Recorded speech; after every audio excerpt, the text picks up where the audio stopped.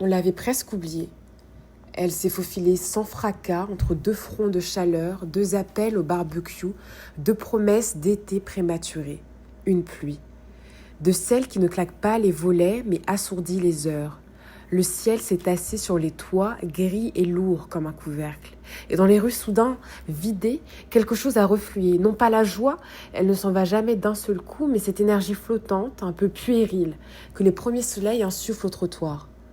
Il suffit parfois d'une journée de pluie pour que tout vacille.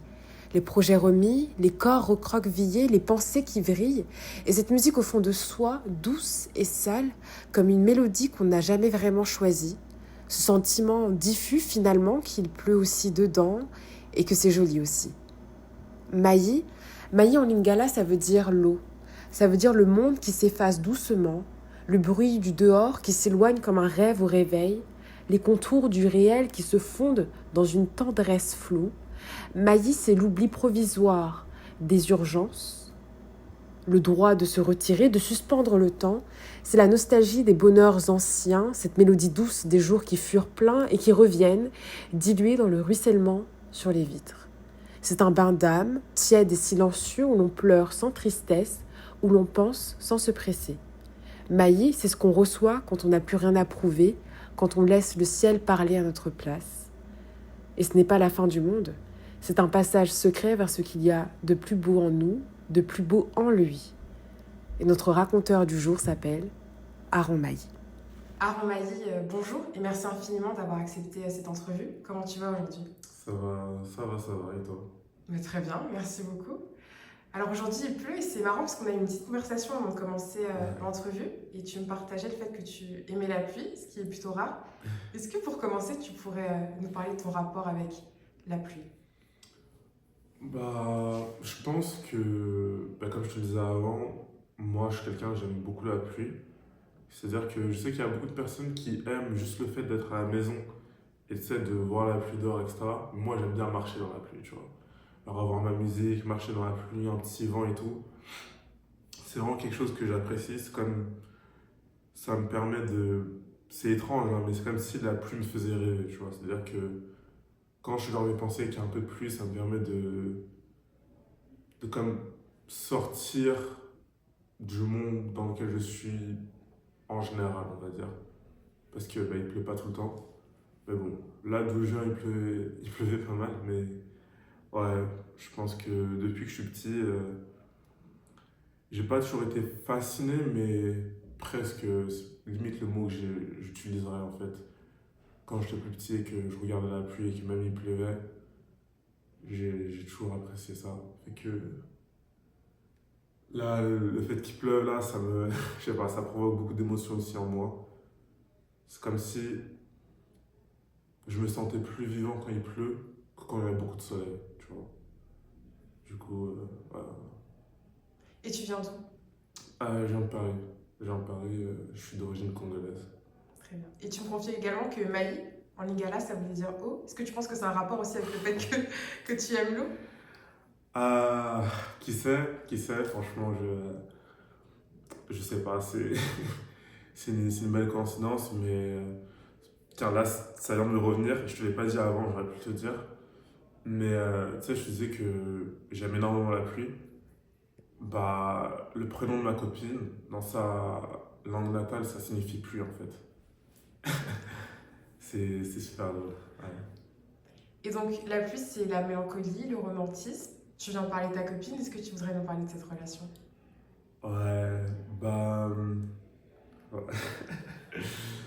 Ouais, la pluie, ça me provoque beaucoup de choses, mais c'est vrai que, ouais, comme tu l'as dit, la mélancolie, le romantisme, c'est exactement ce que je ressens là, que je ressentais aujourd'hui. Mais je sais que ça peut être une mauvaise habitude, mais j'ai toujours, depuis quelques années, trouvé du réconfort dans la mélancolie, tu vois.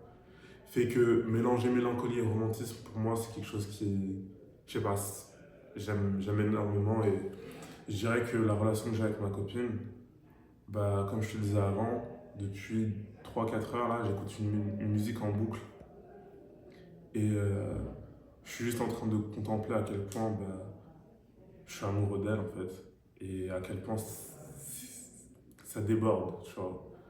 Fait que la relation que j'ai avec elle, ben, c'est ma meilleure amie, euh, c'est ma copine. Parfois, je peux même la traiter comme ma sœur, comme ma fille, sans, sans, sans penser bizarre ou quoi, mais c'est juste que c'est un tout en fait. C'est-à-dire que c'est vraiment une partie de moi et je suis une partie d'elle en fait. Et que c'est totalement fusionnel. Et ouais, j'ai jamais aimé comme j'aime actuellement. Qui était le petit Aaron? Euh, Bah, il n'a pas tant changé finalement, hein. Je dirais que j'étais quelqu'un d'assez rêveur, je le suis encore. Assez enjoué, surtout à la maison. Je courais partout, toujours bruyant à poser des questions encore et encore. Faire des tours de magie à ma famille, aller sur YouTube, regarder des trucs. Voilà, j'étais ce garçon-là et avec le temps, on va dire que je me suis un peu plus calmé assez rapidement en vrai. À partir de 11, 12, 13 ans, j'ai commencé à être beaucoup plus calme, à plus rester dans ma chambre avec ma musique. Et au fond, tu vois, cette partie de moi assez enjouée, etc., elle est encore en moi, mais elle se réveille pas tous les jours et ça dépend vraiment. Mais ouais, je dirais que. Est-ce qu'il y a eu un événement qui t'a poussé à être plus solitaire? Ouais, je dirais que mon passage de la primaire au collège, euh, il y a des événements qui sont passés, etc., qui ont fait que même mon rapport, je dirais pas à l'être humain, mais aux gens qui m'entourent, donc aux autres enfants ou autres qui peuvent être dans ta classe, avec les gens avec qui tu peux être, et même ta famille hein, finalement, a fait que j'avais le sentiment qu'il n'y avait que moi qui pouvait qui pouvait finalement être là pour moi à la fin.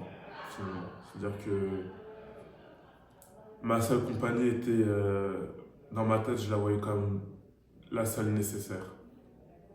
Voilà. Donc tu te sens bien avec toi-même? Ouais, franchement, je me sens bien avec moi-même. Et à cette époque-là, quand j'étais plus jeune, et que j'avais quoi, 11, 12 ans, j'avais le sentiment que ma seule compagnie était nécessaire. Puis j'ai changé d'avis et je me suis dit finalement, en fait, ben, j'ai ma famille, j'ai mes amis. Et surtout à l'époque, quand j'étais plus jeune, j'avais plus ce sentiment, j'ai mes amis, plus que ma famille.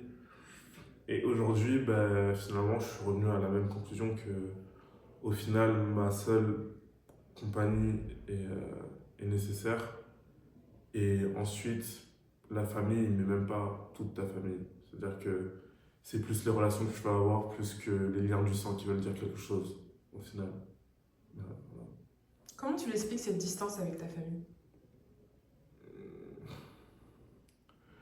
Je l'expliquerai juste par certains événements qui peuvent se passer qui te font te rendre compte que les liens du sang ne veulent pas forcément dire quelque chose et que à la fin, chaque personne sur cette terre a sa propre vie et est un autre être humain. C'est-à-dire que avant que cette personne soit ton frère, ta mère, ton père, ben c'est un être humain qui a sa vie.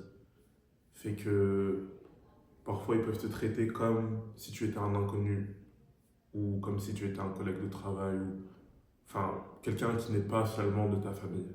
Donc c'est à ce moment-là que j'ai compris que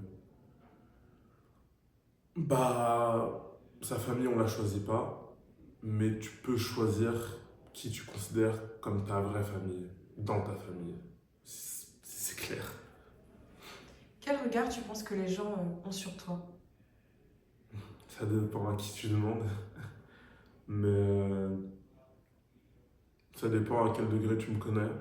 Mais je dirais en général que les gens diraient que je suis quelqu'un de gentil. Certains diront que je suis plutôt calme, d'autres que je parle beaucoup.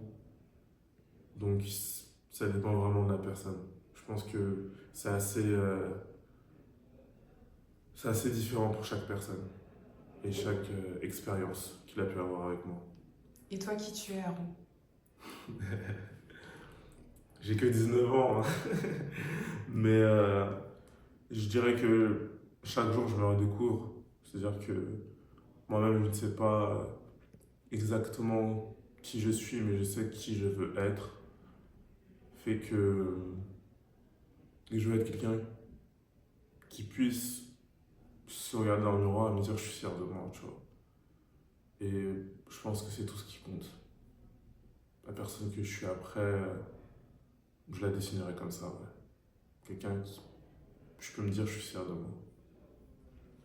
À 30 ans, comment tu te vois? Quelle sera ta vie? Quels seront tes objectifs, tes ambitions? Hmm. Hmm. À 30 ans. À 30 ans, moi, j'aimerais toujours être amoureux comme je suis aujourd'hui. Euh, Peut-être commencer à construire une famille. Euh, J'espère avoir voyagé déjà beaucoup. J'espère être heureux et j'espère être libre. Est-ce que c'est comme ça que je me vois à 30 ans? Je sais pas, parce que on sait pas de quoi est fait demain, mais c'est ça que j'aimerais le plus, ouais. Être libre surtout. Tu parles beaucoup de liberté. Qu'est-ce que ça signifie pour toi? Ne plus avoir à se soucier de quoi que ce soit.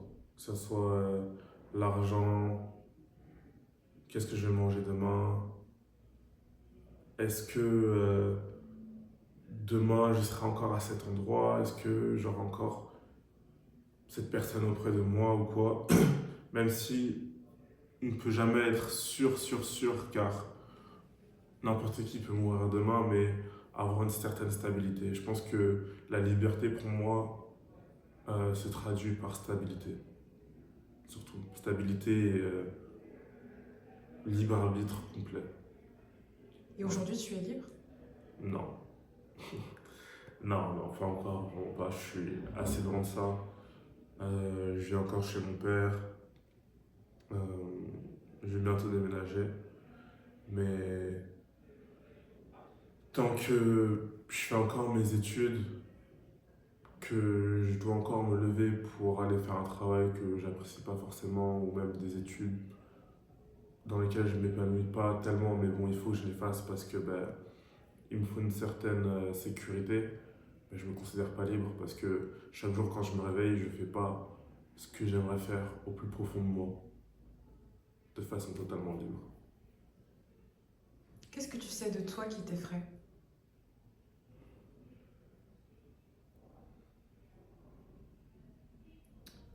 Je pense que c'est quelque chose que j'apprécie, c'est-à-dire que j'aime beaucoup, mais en même temps qui m'effraie énormément, c'est mes émotions. Parce que je sais que une mauvaise gestion des fortes émotions que je ressens euh, peut mener peut mener à des choses terribles. Lesquels?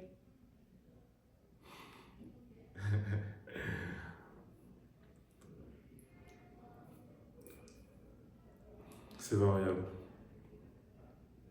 On passe à un autre sujet. Voilà. Qu'est-ce que tu préfères chez toi? Quelle est la meilleure partie de toi? Wow, je me suis jamais posé cette question, mais finalement je t'ai un peu répondu avant, je dirais que c'est quand même mes émotions. Parce que ça me permet de vivre ma vie à 100%, tu vois. Mais dans la même manière, ça me fait un peu peur aussi parce que ben,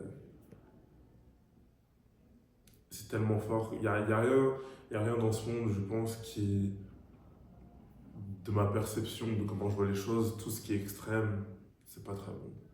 Ça peut être bon à un certain moment, mais au bout d'un moment, ça commence à bah, être des trop en fait, parce que c'est extrême. Donc, ouais. Comment tes émotions et ta santé mentale vivent-elles ensemble, cohabitent-elles ensemble? Comment ça? Est-ce que tes émotions influencent ta santé mentale? Est-ce que ça te Ouais. rend davantage vulnérable ou plus fort? Hmm, je dirais, je dirais les deux en même temps parce que ce qui me rend plus vulnérable, en général, me mène à des moments de souffrance qui font que à un moment, à un certain moment, je vais souffrir, mais je vais ressortir de cette période grandi et plus fort. Donc, je pense que c'est comme un même travail, tu vois, genre ça, ils travaillent ensemble.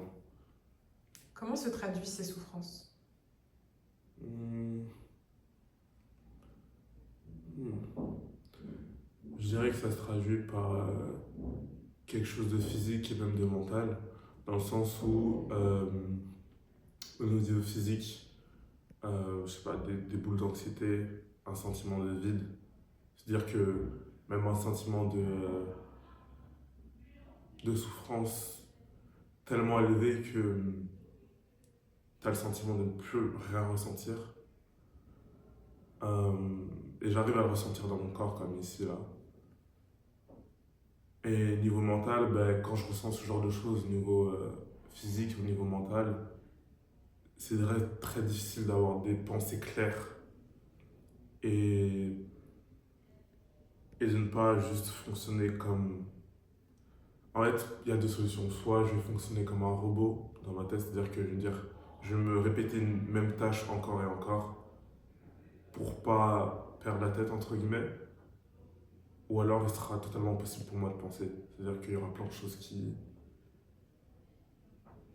vont passer dans ma tête, ce qui, feront que, ce qui fera que je serai juste en fait paralysé et je vais rester comme ça. Et je vais pas bouger. Donc, ouais, je dirais que ça serait comme ça. Aujourd'hui, la jeunesse souffre beaucoup de la santé mentale. Pourquoi, à ton avis? Qu'est-ce qui le justifie? Bah, moi, je pense que. Je sais pas s'il y a des études sur ça, mais je pense que c'était déjà le cas avant. Peut-être même pire, mais c'est juste que maintenant, c'est plus accessible pour les jeunes ou quoi, ou pour se rendre compte de ce genre de problème. Alors qu'avant, peut-être que c'était un peu plus banalisé ou qu'on ne se posait pas vraiment de questions par rapport à la santé mentale des jeunes. Mais je pense que ça a toujours été comme ça. Je pense que ça a toujours été comme ça, ouais. Tu penses qu'aujourd'hui, c'est juste un peu plus démocratisé? Ouais, exactement. Je pense que c'est juste plus sous les projecteurs, entre guillemets. Avec les réseaux sociaux, etc., il y a beaucoup plus d'échanges rapides entre les gens. Fait que avant, je pense que c'est pas le genre de choses que tu allais voir dans le journal ou même à la télévision, même à l'ancienne, hein, les petites télés ou quoi là. C'est pas le genre de choses qu'on allait montrer. Donc, je pense que quand ça parlait de santé mentale pour les jeunes, ça allait être du bouche à oreille et que bon, voilà, c'était peut-être des rumeurs ou quoi, ou que même on en parlait, mais que maintenant, avec comment la société évolue, ben, on en entend beaucoup plus parler. Ouais. Parler santé mentale dans les familles africaines, c'est souvent, parfois, plus dur. Est-ce que tu trouves que c'est le cas dans ta famille? Hmm, je dirais que ça, ça l'a été, mais qu'avec le temps, ça a été plus facile d'en parler. C'est-à-dire que comparé à quand là j'ai 19 ans, comparé à moi quand j'avais 15 ans, par exemple, à moi maintenant, la façon d'aborder le sujet sera totalement différente. Voilà. Donc ça a été difficile au début, mais avec le temps, bah, avec le temps, ça a été beaucoup plus simple. C'est beaucoup plus facile aujourd'hui. Est-ce que c'est une croix que tu portes autour du cou? Ouais. Donc j'imagine que tu es chrétien. Mhm. Quel est ton rapport avec ta religion, avec Dieu? Ben, moi, il faut savoir que mon père est musulman et ma mère est catholique. Fait que quand j'ai grandi, quand mes parents étaient encore ensemble, je mangeais pas de porc. C'est-à-dire que j'avais une éducation musulmane. Puis quand mes parents se sont séparés, bah, j'avais pas tellement d'éducation religieuse ou de... Il n'y avait pas de tous les dimanches on va à la messe ou de choses comme ça. J'étais juste comme libre entre guillemets. Et ben moi, j'ai commencé à m'intéresser aux religions quand j'avais 12 ans. Ouais, 12 ans à peu près quand j'étais en sixième. Et je me rappelle que moi, par sécurité entre guillemets, je me disais voilà, je vais prier comme si j'étais catholique, mais je vais faire le ramadan. Et quand il y a des trucs je sais pas, des prières musulmanes que je vois ou quoi, j'ai mélangé tout. C'est-à-dire que je mélangeais tout parce que je savais pas trop et je me renseignais un peu sur les deux. Et avec le temps, naturellement, bah, je sais pas, je me suis juste tourné vers la religion chrétienne. Et bah, j'ai eu des hauts et des bas. C'est-à-dire qu'il y a des moments où j'étais vraiment à fond dedans et des moments où j'étais pas du tout, où je priais pas du tout ou quoi. Et je dirais qu'aujourd'hui, euh, moi, ma relation avec Dieu, c'est surtout une relation dont je ne parle pas beaucoup, que ce soit même avec ma famille ou mes proches, mes amis ou quoi. J'en parle seulement quand j'ai le sentiment que c'est pertinent d'en parler dans dans la discussion que j'ai avec quelqu'un ou quoi, ou etc.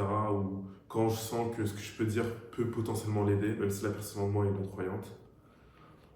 Euh, je vais pas tous les dimanches à la messe ou quelque chose comme ça. Seulement quand je sens que j'en ai besoin, je vais aller à l'église.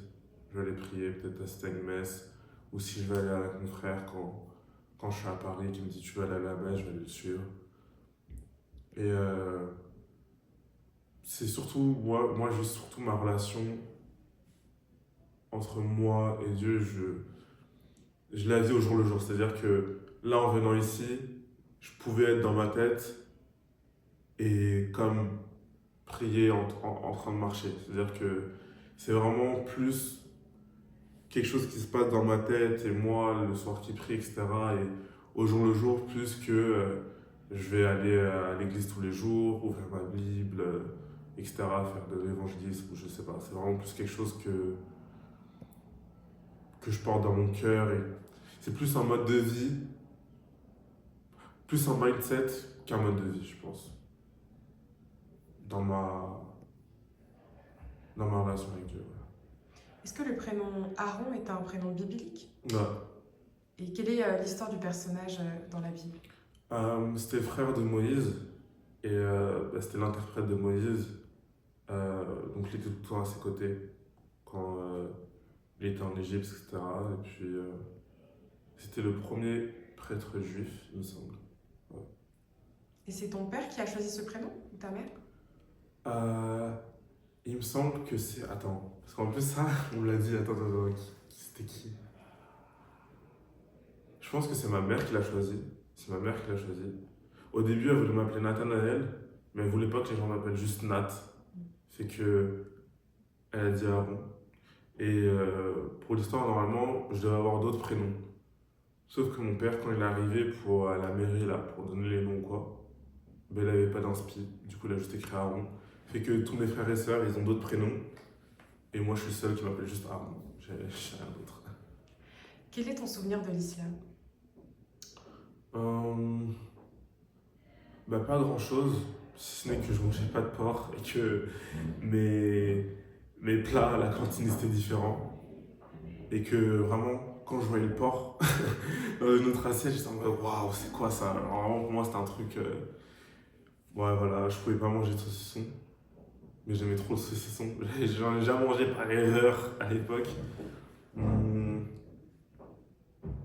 Je me rappelle que quand j'étais plus petit, quand j'étais conscient déjà, parce que je sais qu'en général ça se fait plus petit, mais on m'a circoncis et bah, je savais que c'était lié, mais j'avais pas plus d'explications. Je me rappelle de mon père qui prie avec son tapis de prière. Hum, Je me rappelle de mon père qui parlait arabe de temps en temps, avec des gens, je savais pas vraiment qui était qui. Euh, ouais, voilà, je dirais que ce serait tout. Donc tu viens de Paris Mhm. et qu'est-ce que tu penses de la stigmatisation de la communauté musulmane en France? Euh, Je pense que comme beaucoup de minorités, moi, mon avis par rapport à tout ce qui se passe dans le monde, par rapport à la stigmatisation de peu importe quelle minorité, j'ai une vision assez drastique de tout ça. Et je sais que j'ai déjà eu des débats avec certains de mes amis, quelqu'un que tu connais d'ailleurs, un rappeur du nom de La Fée. Et on avait des avis qui divergent, dans le sens où moi, je suis vraiment en mode, il n'y a plus d'espoir. C'est-à-dire que quand je vois le monde dans lequel je vis et comment les choses sont, j'ai le sentiment que quand je vois ce genre de choses, hein, la stigmatisation, que ce soit les musulmans, même les juifs, les noirs, les personnes d'origine maghrébine, peu importe, j'ai le sentiment que peu importe ce qu'on fera, bah, les choses, on a le sentiment que les choses évoluent, mais dans le fond, les choses n'évoluent pas. Et que les mentalités ne changent pas, car au final, c'est un travail que les gens doivent faire d'eux-mêmes. C'est-à-dire que tu peux, de même que dans une relation, tu peux essayer de changer la personne, mais si cette personne ne veut pas changer, ben rien ne changera. Fait que moi, ça me rend triste dans le sens où je me dis, ben, moi, dans ma vie, j'ai vu des gens avoir des comportements euh, racistes, des comportements vis-à-vis de la religion musulmane horribles, des préjugés, et peu importe le contexte dans lequel ils ont grandi, parce que moi j'ai du 18e, c'est-à-dire que dans Paris, c'est-à-dire que c'est un arrondissement assez mixte. Il y a le côté Montmartre, le côté comme Barbès, Max-Dormois, etc. Peu importe le fait qu'ils étaient au contact de toutes ces communautés, etc., et que finalement ils ont été éduqués par rapport à ce genre de choses, ben encore aujourd'hui ne change pas. Donc ma vision, je dirais que ben, c'est triste, mais je sais pas comment les choses pourraient changer. Vraiment, c'est-à-dire que je pense que le tout, c'est d'essayer de toujours, quand tu es amené à débattre avec quelqu'un, euh, débattre le mieux possible et essayer d'éduquer au mieux. Mais j'ai le sentiment, moi, qu'il n'y a pas grand-chose de plus à faire. Parce qu'aujourd'hui, avec toutes les ressources qu'il y a dans le monde, Internet, les livres, les gens autour de toi, tu peux te renseigner et t'éduquer pour savoir et te rendre compte que cette stigmatisation n'a pas lieu d'être en fait. Et j'estime que les gens qui sont encore comme ça ne veulent juste pas changer, ne veulent juste pas comprendre. C'est-à-dire que c'est juste de la mauvaise volonté, c'est même pas de l'ignorance à ce niveau-là. Qu'est-ce que c'était d'être un petit garçon noir dans un quartier mixte à Paris, dans le 18e? Moi j'étais à l'aise, hein. Franchement, j'ai pas souvent été face à du racisme justement dans mon arrondissement, mais dans deux endroits de Paris, ou même deux endroits de la France plus, euh, c'est plus dans ces endroits-là que j'ai subi du racisme. Ça n'a jamais été très grand, plus de l'ignorance, des mauvais regards. Jamais une insulte frontale comme ça. Mais je pense que tu peux savoir, tu peux comprendre de quoi je te parle quand tu sens que il y a comme du ressentement vis-à-vis de toi pour aucune raison si ce n'est ta couleur de peau. Mais non, franchement, c'était cool parce que tout le monde est mélangé. C'est-à-dire que même quand parfois tu peux avoir des potes blancs qui comprennent pas certaines choses, bah, tu leur expliques et ils comprennent. Ou alors tu peux en avoir certains qui, comme ont grandi avec toi, euh, sont déjà éduqués par rapport à ce genre de choses, à ta culture. Donc non, c'était plutôt chill. Tu es encore très jeune, mais est-ce que tu entretiens toujours une relation avec le passé ou est-ce que tu ne vois que par le futur? Non, je soutiens toujours une relation avec le passé, les erreurs que j'ai pu commettre. Euh, J'essaye d'aller de l'avant parce qu'avant j'étais quelqu'un de très nostalgique. C'est-à-dire que moi, me refaire des films encore et encore, c'était vraiment quelque chose que je faisais tout le temps, mais ça me faisait pas avancer et ça me faisait plus de mal qu'autre chose. Fait qu'aujourd'hui, j'essaie d'aller de l'avant, même si encore toujours, je pense que c'est pas possible d'oublier le passé. Au final, tu t'habitues juste à vivre avec les souvenirs plus que les mettre vraiment derrière toi. En tout cas, pour ma part, c'est comme ça. Est-ce qu'aujourd'hui tu as des regrets, des remords? Ouais, bien sûr, bien sûr. Euh, j'ai des regrets, des remords, mais ce que je fais pour me dire finalement que pour vite passer à autre chose et ne pas me focaliser sur ça, c'est que euh, tout arrive pour une raison. Et je me dis que si certaines choses ne seraient pas arrivées, ben, je ne serais pas où je suis aujourd'hui et je ne serais pas la personne que je suis aujourd'hui. Et j'estime que toutes les souffrances par lesquelles j'ai pu passer m'ont été bénéfiques d'une certaine manière. Donc, c'est des regrets et des remords à demi-regrets, à demi-remords. C'est-à-dire que, voilà, je pense que ça a été une bonne chose quand même. J'aimerais que cette vidéo soit une archive pour toi, pour plus tard. Qu'est-ce que tu aurais besoin d'entendre d'ici quelques mois, quelques années? Qu'est-ce que tu as envie de te dire? Moi, je sais déjà, tu vois. Je sais déjà. Bah, que je savais que j'allais le faire, tu vois. Je savais que je le sais déjà, tu vois. C'est-à-dire que je sais que dans ma vie, il y a des moments, à une certaine époque, je me disais, je vais pas attendre 18 ans, tu vois. Mais aujourd'hui, j'ai 19, bientôt 20. Et je me rappelle qu'à cette époque-là, je me disais, si j'attends 18 ans, je serai plus fort que je n'aurais jamais pu le penser en fait. Je savais que je me disais, si j'arrive à actionner, genre, réellement à passer cette étape et avoir, là, dans 2 3 mois, être encore là à 18 ans, c'est sûr que j'irai loin, que je réussirai. Donc, vu que j'ai passé cette barre, je sais que je réussirai, quoi qu'il arrive. Et quels sont tes rêves?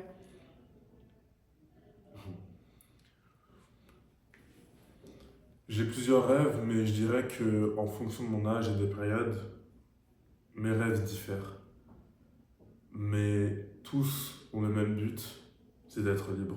Donc je pense que mon rêve ce serait juste d'être libre. Je dirais ça de manière globale. Qu'est-ce qu'on ne t'a jamais dit et que tu aurais pourtant eu besoin d'entendre? Hmm.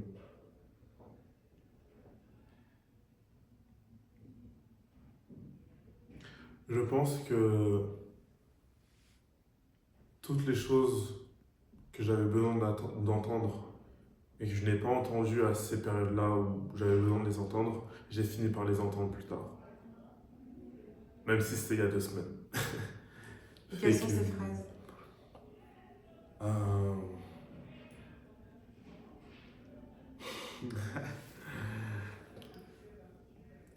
euh, ta vie compte. Hmm. Ouais, je pense que ça c'est quelque chose. La phrase la plus. Parce que j'entends souvent ça va aller, tu vois, genre, ah, t'inquiète, tu vois, genre, ce genre de choses. Ou même je t'aime ou quoi, hein. Mais ta vie compte, je trouve que ça a une signification plus forte que ça. Comment tu aimerais clôturer cette entrevue? Hmm.